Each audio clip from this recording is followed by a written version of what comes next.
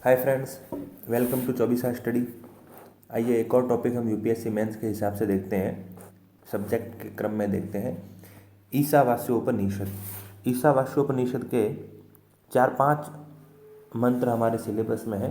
7 मंत्र हमारे सिलेबस में है, वो आपको सिलेबस में पता ही होगा पाठ्यक्रम में। मंत्र नंबर 1, 2, 4, 6, 7, 15 और 18, ये 7 मंत्र हमारे सिलेबस में है और इनमें से ही कई प्रकार के प्रश्न बनाए जा सकते हैं। ईशावास्योपनिषद, इसका सामान्य सा परिचय पता होगा आपको। यह यजुर्वेद के जो 2 भेद हैं, शुक्ल यजुर्वेद और कृष्ण यजुर्वेद, उसके शुक्ल यजुर्वेद से जुड़ा हुआ है और शुक्ल यजुर्वेद की विशेषता माध्यन्दिन शाखा से जुड़ा हुआ है। बाकी काण्व शाखा में भी इसमें मंत्र मिलते हैं और माध्यन्दिन शाखा के भी मंत्र मिलते हैं इसमें। और इसमें 18 मंत्र हैं। बहुत सामान्य सा, बहुत छोटा और बहुत गूढ़ उपनिषद है और इसमें ज्ञान विज्ञान का समन्वय और निष्काम कर्म, विद्या अविद्या, आत्म अनात्म, इन सभी भेदों की विशेष चर्चा की गई है। तो हम इन 7 मंत्रों को जानते हैं, उनका अर्थ समझते हैं और उसके बाद एक अलग वीडियो में क्या क्या प्रश्न बन सकते हैं उसकी चर्चा अपन कर सकते हैं। तो एक तो सबसे पहला मंत्र हमारे सिलेबस में है, बहुत सरल सा मंत्र है और यहाँ से प्रश्न पूछे जाने की भी संभावना बनती है। ईशावास्यमिदं सर्वं यत्किंच जगत्यां जगत् तेन त्यक्तेन भुञ्जिता मा गृधः कस्य स्विद्धनम्। ईशावास्यमिदं सर्वं, इसका अन्वय कह रहा है जगत्याम यत्किंच, जगत्याम यत्किंचित जगत इदम सर्वम ईशावास्यम। देखिए दोनों की पंक्ति, जो प्रथम की अर्धाली है उसमें ही इसका अन्वय जुड़ा हुआ है। जगत्याम, किस जगत में जो भी जगत समाया हुआ है, यत्किंचित जगत, जगत्याम, आप यहाँ देखिए, जगत्याम यत्किंच जगत तत्सर्वम ईशावास्यम, कि इस जगत में जितना भी संसार है, संसार आदि क्रियाएं हैं, वो सभी क्रियाएं ईश्वर से परिपूर्ण हैं। ईश्वर यानी परम चैतन्य से परिपूर्ण है, उसका नियंता कोई न कोई है, ऐसा ये कहना चाह रहा है। इसीलिए तेन त्यक्तेन भुंजिताः, इसीलिए हम त्यागपूर्वक, वैराग्यपूर्वक ही उसका भोग करें, क्योंकि शाश्वत और हमेशा के लिए कोई भी वस्तु हमारे पास रहने वाली नहीं है, ऐसा ये मंत्र कहना चाह रहा है। माँ गृधः कस्य स्विद धनम, इसीलिए किसी और के धन पर, किसी और की लक्ष्मी पर बुरी नज़र न डाली जाए। जो हमारा धन है उसको भी इस प्रकार से भोगा जाए कि त्यक्तेन भुञ्जिताः, त्याग के द्वारा उसका भोग किया जाए। संस्कृत भाषा में मैं आपको सामान्य सा अर्थ बताऊं तो जगतः सर्वेषु पदार्थेषु ईश्वरस्य आवासः वर्तते, सजीव निर्जीवेषु आत्म अनात्मसु च अत्र कस्यापि अन्यस्य पदार्थ द्रव्याणां भोगः न कर्तव्यः, चेष्टा अपि न कार्या, यत्किमपि भुज्यते तत् त्यागभावेन निष्काम भावेन भोग्यः सर्वत्र अनासक्ति ही विधेया, हर जगह अनासक्ति भाव से उसका भोग किया जाए। गीता के सापेक्ष ही यह श्लोक है, आप जानते हैं, यह निष्काम कर्म के बारे में है। तो 2 बातें इसमें ध्यान रखने जैसी हैं। एक तो संसार का नियंता कोई है, वह संसार का नियंता है और सर्वत्र उसकी उपस्थिति व्याप्त है, इसीलिए त्याग भाव से, अनासक्त भाव से हमें भोग करना चाहिए। यहाँ निष्काम कर्म की बात निष्काम भोग के साथ जोड़ी जा सकती है। अगला मंत्र हम देखते हैं, मंत्र नंबर 2। कुर्वन्नेवेह कर्माणि जिजि विषेच्छतं समाः एवं त्वयि नान्यथेतोऽस्ति न कर्म लिप्यते नरे। कुर्वन्नेवेह कर्माणि जिजि विषेच्छतं समाः एवं त्वयि नान्यथेतोऽस्ति न कर्म लिप्यते नरे। अन्वय सुनिए। इह, बहुत सरल सा अन्वय है, आपको मैं यहाँ बता भी देता हूँ। इह कर्माणि कुर्वन् एव शतं समाः, कि यहाँ कर्म करते हुए ही 100 साल आप जिए, और शतम समाः जिजि विषेत, 100 साल आप जीने की इच्छा रखिए। कैसे? कर्म करते हुए। क्यों कि एवं एवं कर्म त्वयि नरे न लिप्यते, और ऐसा ही कर्म तेरे से आसक्ति भाव से जुड़ा नहीं रहेगा, यानी ऐसे कर्म के द्वारा ही तेरे में वैराग्य पैदा होगा, ऐसा ये कहना चाह रहा है। वापस देखते हैं, यह कर्माणि कुर्वन् एव शतम समाह जिजीविषेत, यहाँ कर्म करते हुए ही अब 100 साल जीने की इच्छा रखिए, ऐसे ही कर्म अनासक्त भाव से गिने जाएंगे। इतः अन्यथा नास्ति, और इसके अलावा और कोई मार्ग भी नहीं है जो आपको मोह से छुड़ा सके, जो आपको मोह से अलग कर सके, ऐसा ये मंत्र कहना चाह रहा है। इसका सीधा साधा संस्कृत में अर्थ देख लें। हिंदी में इसका अर्थ होगा कि इस संसार में कर्म करते हुए ही हमें 100 साल जीने की इच्छा रखनी चाहिए, और ऐसे कर्मठ व्यक्ति के कर्म ही उस कर्म व्यक्ति से आसक्ति भाव नहीं रखते हैं। संसार में इसके अन्य, इससे इतर मुक्ति का और कोई मार्ग नहीं है। जगति शास्त्र विहित कर्माणि कर्तव्यानि तद अतिरिक्तानि न, यतो ही शास्त्रोक्त कर्माणि नरे मानवे वा लिप्तानि न भवन्ति, ऐसा सामान्य सा इसका अर्थ है। अब मंत्र नंबर 3 हमारे सिलेबस में नहीं है, मंत्र नंबर 4 देखते हैं।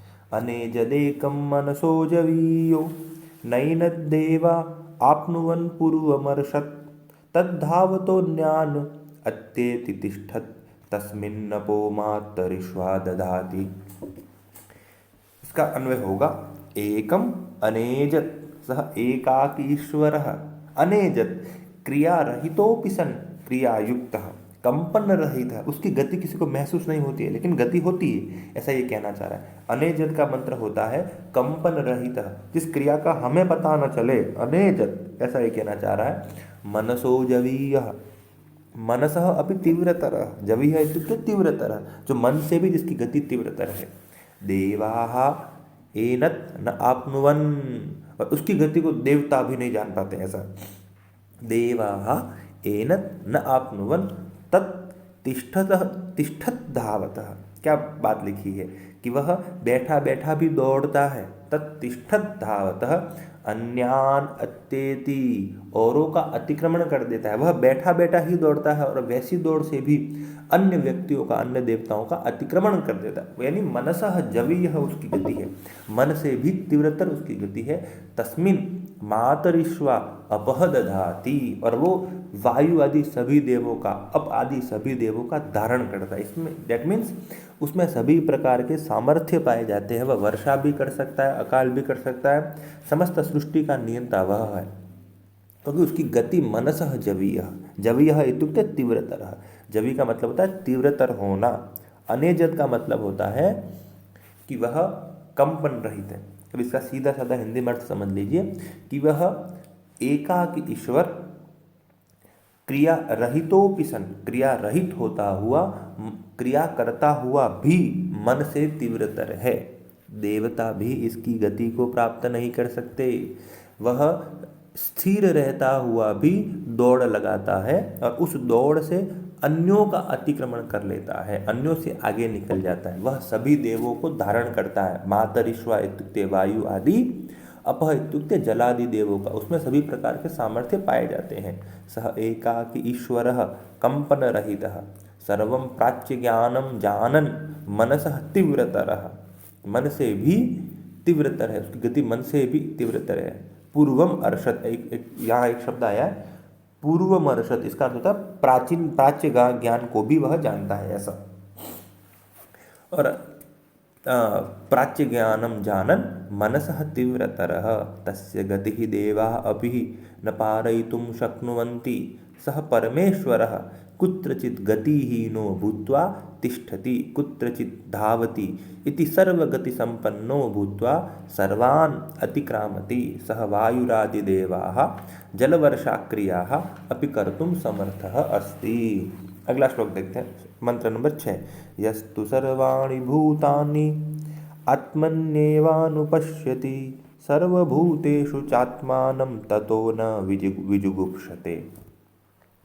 यह तु सर्वाणि भूतानि आत्मनि एव सर्वभूतेषु च आत्मानम् अनुपश्यति ततः न विजुगुप्सते। ये कह रहा है कि इस संसार में मुक्ति मार्ग पाने का जो निष्काम कर्म रूपी मार्ग है वो निष्काम कैसे पैदा होगा। नंबर 1, यह तो सर्वाणि भूतानि आत्मनि एव, जो सभी प्रकार के जीवों को अपने में ही माने और सर्वभूतेषु च आत्मानम अनुपश्यति, और सभी प्राणियों में अपने आप को माने। ऐसे व्यक्ति के कर्म ततः न विजुगुप्सते, ऐसे व्यक्ति के कर्म उससे घृणा नहीं करते। ऐसे व्यक्ति का जीवन अमर कहलाता है। वह व्यक्ति जो सभी जीवों में अपने आप को देखता है और अपने आप में सभी जीवों को देखता है। आपने बहुत चिर परिचित पंक्ति सुनी होगी, हरि व्यापक सर्वत्र समान। ये निष्काम कर्म की बात मानव जीवन में कैसे उतारी जाए, ऐसा ये मंत्र कहता है कि हमें हर स्थान पर अपने आप को देखना है और अपने आप में हर जीव को देखना है, सजीव निर्जीव दोनों को देखना है। ऐसे निष्काम भाव से किए हुए कर्म हमारे में उपेक्षा दृष्टि को, ग्लानि को पैदा नहीं करते।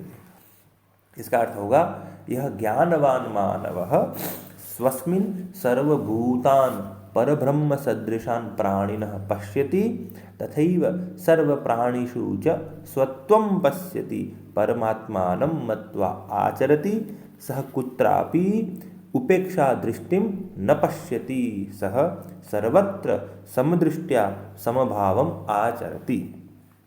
मंत्र नंबर 7 जो कि हमारा अगला मंत्र है, यस्मिन् सर्वाणि भूतानि आत्मैवाभूत विजानतः तत्र को मोह को कशोकः एकत्वम अनुपश्यतः। कृष्ण का गीता में उपदेश अर्जुन के प्रति भी ऐसा ही है कि अर्जुन उठ, शोक मत कर। इसी प्रकार की बातें यहाँ ईशावास्योपनिषद में भी लिखी हुई है। ये कह रहा है, यस्मिन् सर्वाणि भूतानि आत्मैवाभूत विजानतः, यस्मिन् विजानतः सर्वाणि भूतानि आत्मा एव अभूत। जो व्यक्ति ऐसा जानता है कि संसार में देह नश्वर है, देह का नाश निश्चित है, आत्मा अमर है, सभी भूतों को आत्मा ही यदि जानता है, तत्र को मोह, उसको मोह की कोई चिंता नहीं, तत्र का शोक, वो शोक नहीं करेगा। क्यों? एकत्वम अनुपश्यतः, वो सभी आत्माओं में एकत्व जानेगा। सभी आत्माएं निरंकुश अथवा निरस्थापित शरीर से एक स्ट्रक्चर की होती है, एक रूपी होती है। और ऐसे आत्म परमात्मा का यदि एकत्व है तो वहाँ मोह और शोक की बात क्या है, ऐसा ये मंत्र कहना चाह रहा है।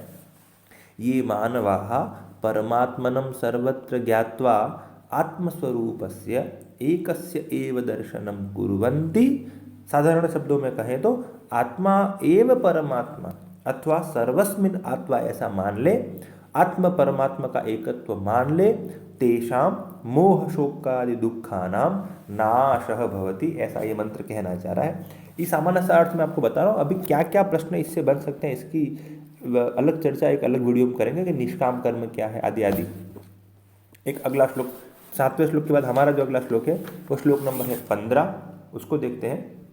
हिरण्यमयेन पात्रेण, अच्छा श्लोक है, मंत्र है ये भी। सत्यस्यापिहतं पिहितं मुखं तत्त्वं पूषन्न पावृणु सत्यधर्माय दुष्टये।